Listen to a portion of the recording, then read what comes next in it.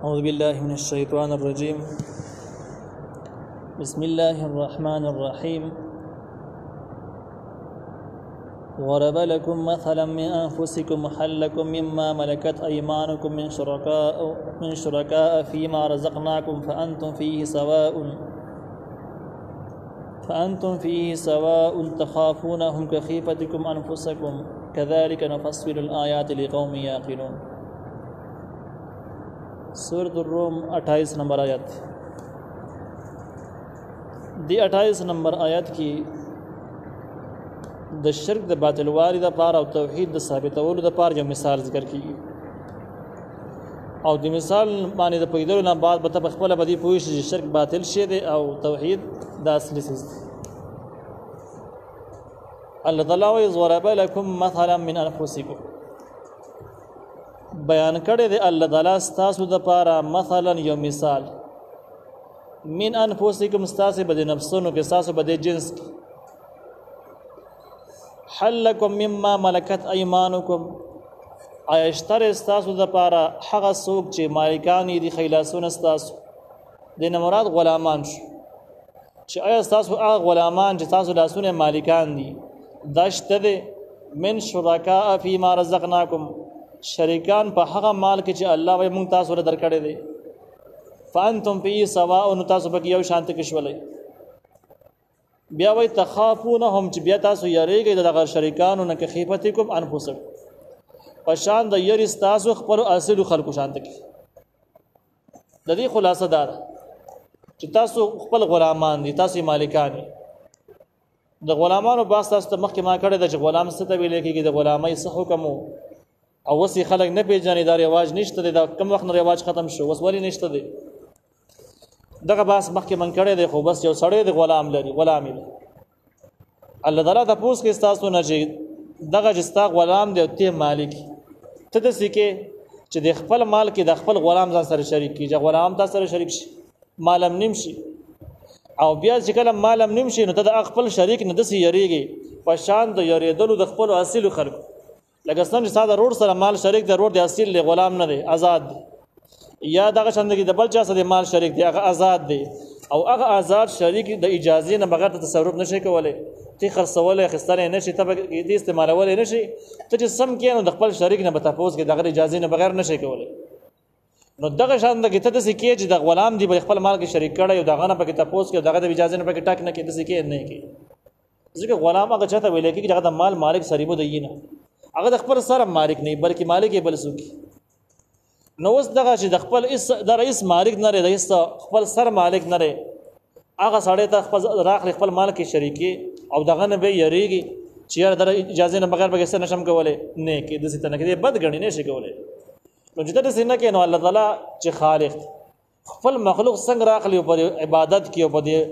مال کې او په دنیا په دنیوي نظام کې ځان سره شریک جوړول شي.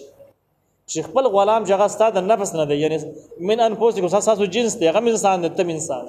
هغه مستغ غونډه کې ضرورت لري، تیم لري، صرف دومره فرق لري چې هغه د مال مالک نه دی، خود مختار نه دی، او ته د مال مالکی خود مختار یې. نو دغه چې خود مختار نه دی، د مال مالک نه دی، خپل مال کې شریکول عیب غني بد غني. نو الله تعالی چې هغه د خپل مخلوق چې هغه بزرگان دی او هغه بل څوک قبطان دی قبل څوک دی، خدای الله تعالی مخلوق دی، الله تعالی جنس وسره هم یو نه دی او مخلوق دی. بیا الله څنګه چې بوتان راوالي بده خدای کې شریک، بزرگان راوالي بده خپل خدای کې ځان سره شریک او بیرته د یریږي چې یاره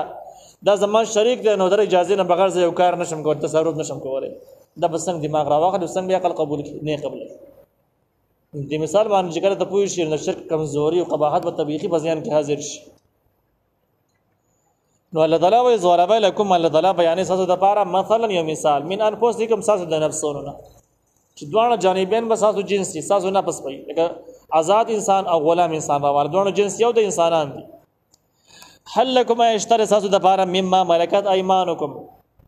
د هغه چانه چې مالکان شوی دي خیلاسون استاس دینه مراد غلامان شو، غلامانو انسان مالک بل آزاد سړی مالک پیسو باندې خستلای. من شرکاء اجدار شریکان شي فيما رزقناکم، په هغه مال کې چې موږ درکړې دي. نو غصه غلام تاسو په مال کې شریک شي، فانتم فيه سواء، تاسو دې په یو شان دي شي. تخافونهم بیت یریږي کخیفتکم انفسکم پشان د یری تاسو د خپل آزاد خلقونه چې آزاد سره سماج کې شریک شي دا غیر اجازه نه بغیر تصرف نشي کولای دا شان غلام ځان سره شریک کی البته دا شان د یریږي نو دا تغواړي نه غواړي دا قبله نه قبله چې نه قبله نو د شان کې الله دی الله خالق دی او د باقی تمام مخلوقات دي د الله سره نه جنس برابر دی نه صفت برابر دی لہذا مخلوق چې کوم دی چې د خالق د لپاره مخلوق چې دوه جنس یو نه دی بیا ته مخلوق را الله تعالی سره په هر څه کې شریکي چې د الله تعالی شریکان دي او دا چې الله سکه نو الله تعالی نه متفوس کوي او الله چې سکه نو د بوتانو نه متفوس کی اجازه وغواړي نو دا څنګه دماغ راخلي څنګه عقل راخلي نو د هاذا شرک مکمل باطل كذلك نفصل الآيات هم دغه شرم بیانو آیاتنا لقوم یعقلون د خلکو د لپاره چې پويږي عقل لري نو دې مثال من باغه سره سبق اخلي چې عقل نه په دې مثال پوي نشي دې مثال لمه سبق وانه لي بل تبع الذين ظلموا بل کتابداري کې هغه کسان چې ظالمان دي احواهم د خپل خواهشات بغیر علم پنا پوي سره دا زجر د مشرکانو لپاره چې مشرکان په خپل شرک باندې اس قسم دلایل نه لري اس قسم حجتونه او دلایل سره نشته د مشرکانو لپاره دی ول شرک بغیر علم پنا پوي سره علم د سره شته دی نو به علم نشته اس قسم آسمانی شرعی دلائل و سره نشته عقلی دلائل و سره نشته بس بنا پوئی کی بجهالت کی بس دغه شان روان شوی فمن يهدي هغه سوچ هدایت فمن يهدي نسوک به هدایت وکي من هغه چاته ازول الله وجه الله گمراه کړي الله جسو گمراه کړي هغه به سو هدایت وکي او دا آیاتونه متستوی نه هغه ادب قبلی به سو توفیق وسو ورکړي توفیق نشي ورکول ایسو چې الله سو گمراه کو نو انسان ور توفیق نشي ورکول چې په هدایت باندې راولي د ځکه کې دغه سو مسائل مخکې ذکر شوی چې الله تعالی دې گمراه کړي دي نو ور بیا خو به مظلومي دغه معذور ځکه چې الله گمراه کړي دي هغه باسونه ټول مخکې من کړي دي چې دا معذور نه دي ولی معذور نه دي د سره چې کله الله تعالی گمراه کوي الله تعالی اختیار اخلي دا دې کله اخلي یو خدای رب ګناونو باندې دې مستقل کلک پاتش سره د پویو د هدایت نه سره زړه ټینګړه چې دا لانه کار دی وجنه کوم چې پلاني سره مورانه د غرضت نه نو عنادي سره ته الله تعالی هدایت نه او عنادیان زدي خلق داغه باس بسور د بقره کې دا قابل او د حابیل واقع کې تر شوی دی یو خبره داش دوی مدارج ان الله لا يهدي القوم الظالمين هغه خلک مستقیل په ظلم کې لګیاري او ظلم پیشه ګرځول الله دغه خلک الله گمراه کړی دي الله تعالی ورته هدایت د سره نه د توازن او نصیحتونه بیکار نه او دغه شان د ان الله لا يهدي القوم الفاسقين هغه خلک مستقیل ګناونو کې بلد دي ګناونو سره عادت شوی دي او به خپل ګناونو باندې شرمېږي نو دغه شان د ډاړې مستقیل کوي نو بیا د الله تعالی هدایت واخلي الله تعالی ته هدایت نه کوي او دغه مضمون چې کوم دینو ختم الله على قلوبهم کوم تر شوی دي بل ران على قلوبهم کې په باندې سبقونو کې هم راشي زب مخ کې موږ باس کړی دی باندې وما لهم من ناصرين نو به د دوی لپاره هیڅ قسم مددګاران چې الله گمراه کړو امدادي نشره لجدل توفیق ورکړي بس ملار روان کی نو چې کله د دوی د شرک دومره باطل او د الله تعالی دین دومره حق او ثابت دی نو نبی علیہ السلام تعالی وی فاقم تقایم ساته وجهک مخبل للدین د اب د پاره د حق دین د پاره د دین چې اسلام دی حنیفن یو طرفه ته ویل کېږي چې خالص دین ومنه د باقی شیزونو څخه مسترد او دویم چې کوم دینو دیم یو حق پرستی ده چې حق بجانب باندې ودرېږي حنیفن برسه حال کې د باطل نه مکمل بیزار د باطل سره گزاره نه کوي نو د حق پرستی ده او حق پرستی چې کوم د حنیف ویل کېږي حنیفی حق پرستی یعنی یک طرفه چې د باطل سره د گزاره پکې نه ملاوت پکې نه یو باطل پرستی ده چې د باطل په سبب کلک ودرېږي او د حق نوم نه پیژني دا دوه حیثیت شو دریم چې کوم دینو موظف زبینه بین ذالک کله د حق صد حق پرست سره غاړه وړي سیده باطل پرست سره وړي دا پکې دریمه طبقه شو د منافقین ویل کېږي نو د ځکه کې الله تعالی نبی علیہ السلام ته وایي ته قائم ساته مخبل للدین د پاره د دین حنیفن چې یو طرفای څه مطلب چې د باطل سره د گزاره د سره نه باطل مکمل مسترد کړي یکسو د باطل دینونو بیزاره د حنیفن معنی نو دې مخاطب نبی علیہ السلام د تعلیم د امت ته امت تاسو دغه سوت فطرت الله التي فطرة الله التي پیدائش د الله تعالی هغه یعنی تابعداري وکړه د پیدائش د الله تعالی هغه فطر الناس عليها چې پیدا کړ د خلق په هغه باندې لا تبديل لخلق الله نشتره بدلول د مخلوق د الله تعالی د پاره د پیدائش د الله تعالی د پاره دې څه مطلب شو الله تعالی په انسان په ذهن کې په طبيعت کې قدرتي تور پیدائشي تور یو صفت یې خودلې هغه صفت او هغه کیفیت او ماده ده چې کله انسان د خپل ذهن د ضد نه فارغ او دغه شان تکبر نه فارغ او دی وګورل چې حق لټوم او حق معلومم نو دی خامخه په دغه صلاحیت سره خپل حق خامخه معلومول شي نو فطرت الله نه مراد هغه صلاحیت د الله تعالی د الله مخلوق دی او د انسان کې الله تعالی خودلې دی نو الله خلاصې دا شو چې تاسو تابعداري وکړئ د هغه صلاحیت د الله تعالی فطر الناس علیها چې پیدا کړی د خلق په هغه صلاحیت باندې نو به هر انسان کې د صلاحیت شته چې کله دی وګورل چې حق معلوموم د ټیک حق تر رسیدل چې حق معلومول شي دا زینه د حق په جوړ شي خدا خلق زد لیونه کی دا شان تکبر لیونه کی لالچ لیونه کی دغه روحاني مرزونه چې کوم دي د انسان هغه فطرت چې هغه یو پټ صلاحیت دی د حق معلومولو هغه معذور شي هغه نه کار وانه خري پیدا دی وانه خري نو بده وجب کفر معنی بزوره مو جهالت معنی کلک پاتش نو بیا ودرته خلاصتا سبق رسې شو چې فطرت الله تابعداري وکړي د هغه صلاحیت فطر الناس عليها چې پیدا کړي د خلق په هغه باندې لا تبديل لخلق الله نشتره بلول د مخلوق د الله تعالی د پاره کم مخلوق هغه مخلوق چې د هغه نوم صلاحیت دی او د الله تعالی مخلوق دی دغه صلاحیت الله تعالی بدلای نو سو کې بدلول نه شي الله یې نه بدلای پر انسان کې مستقل پروت نو هغه صلاحیت نه کار واخلي حق ولټوي دا مطلب شي ذلك الدين القيم دا دين مضبوط ته ولكن اكثر الناس لا يعلمون لیکن اکثر خلق پویږي نه جهالت نه کار اخلي نو هغه جهالت په وجه باندې کم صلاحیت چې دغه استعمال نشي بغفلت کې جهالت کې پاتې شي دا شان کله کله سړی پویږي او زدي دومره خراب کی تکبر دومره خراب کی چې هغه صلاحیت معذور شي نو بری طریقو باندې صلاحیت استعمال نشي منیبین بدس حال کې چې پوره توجه کوونکی الیه دی الله تعالی دا چې دغه صلاحیت استعماله کم چې پیدایشي صلاحیت په انسان کې پروت دی حق رټولو لپاره نو بیا مونی بین الیه دا انسانان به پوره توجه کوونکي دی الله ته چې کله حق رټي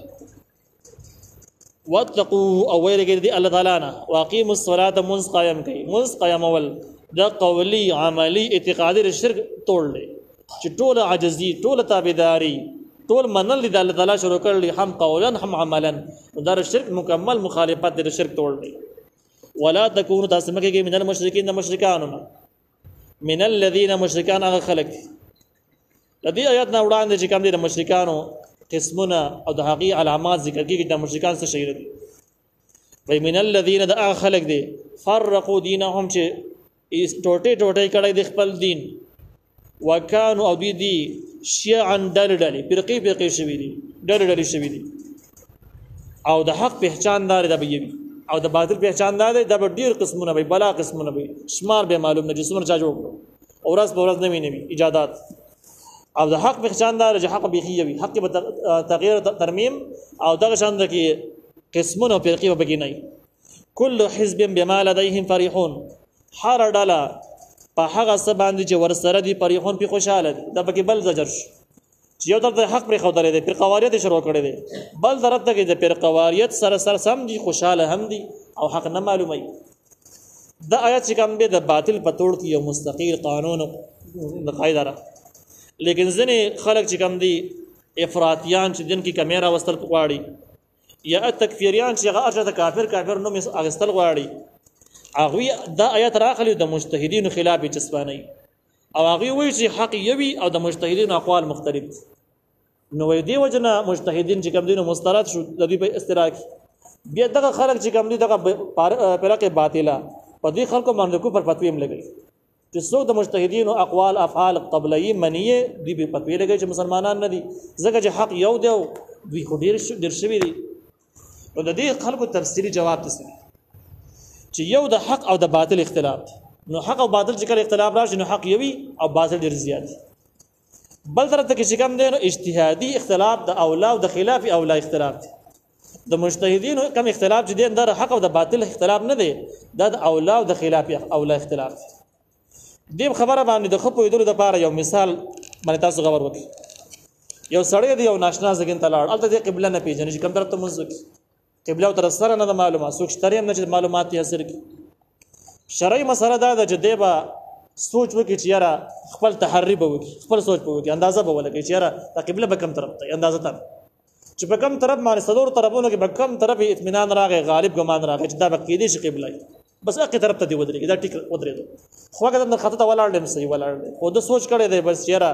کېدې شي دا قبله خپل اندازې لګول غالب ګمان یې برابر کړی دی اوس دې ګمان دی نو خطا شو نو خطا ولاړ دی یو رکعت نو خطا ته بیا چا ورته وویل چې یا خپل اندازې ولګول چې دا طرف نه دی هغه نه تاوش دی بل سر ته تاوش مانځه کې شریعت وجه تاویږي بچ کړه د یقین نه شک راغی چې دا اړخ می خطا کړ دا اړخ نه دی بس باندې مانځه کې تاوش دی بل طرف تاوش نو دی تاوش بل رکعت دی بل طرف ته وکړو بیا سبزیان کې را لجنه دا طرف صحیح نه د سینه ده قبله د سینه ده بیا به بل طرف ته تاوش او بل طرف ته یو رکعت وکړو بیا به دغه مطمئن نشو یا څوک راغی خو ته وینا وکړل چې خطای اخر کې قبله ته تاوش قبله ته مزو